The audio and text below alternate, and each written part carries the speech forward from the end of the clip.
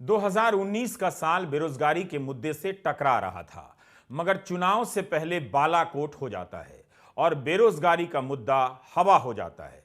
एक तरफ नागरिकता रजिस्टर का मुद्दा देश भर में छाया हुआ था, तो दूसरी तरफ धारा 370 की समाप्ति और कश्मीर में लॉकडाउन का मुद्दा। इसी के साथ आता है नागरिकता कानून का मुद्दा। इन तीनों चारों मुद्दों की पैकेजिंग इस तरह से की जाती है कि 2019 का पूरा साल निकल जाता है और उस साल और उसके अगले साल के विधानसभा के चुनाव भी निकल जाते हैं।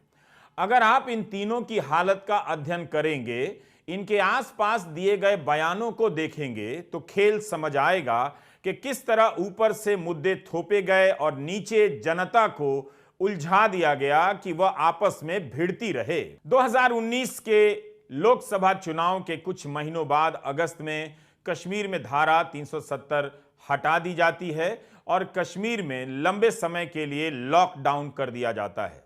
ना नोटबंदी से आतंकवाद कम हुआ, ना कश्मीर में धारा 370 के हटाने से। अब तो कश्मीरी पंडितों को भी आतंकवादियों ने निशाना बनाना शुरू कर दिया है। और ना ही कश्मीर में अभी तक चुनाव हुए हैं। जून 2021 की खबरों को पलट कर देखिए। प्रधानमंत्री ने कश्मीर के नेताओं के साथ सर्वदलीय बैठक बुलाई थी। धारा 370 हटाने के बाद इस तरह की यह पहली बैठक थी।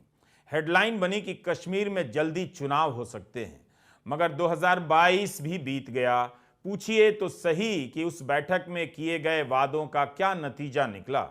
इन तीनों मुद्दों की चर्चा पूरी तरह से बंद तो नहीं हुई है, मगर कोई सरकार से पलटकर सवाल ही नहीं करता है। बयान आते हैं और छपकर नेपथ्य में चले जाते हैं, बैकग्राउंड में। असम में नागरिकता रजिस्टर बनाने का काम चला और लाखों लोग भयंकर असुरक्षा की तरफ धकेल दिए गए। कुछ सदमे और दुर्घटना से भी मारे गए। दूसरे राज्यों के अल्पसंख्यक समुदायों में कागज बनवाने की होड़ मच गई। मौका देखकर नेता और डराने लग गए कि कागज तो दिखाना पड़ेगा। एक समुदाय को डरते देखकर एक बहुसंख्यक समुदाय के लोग सीना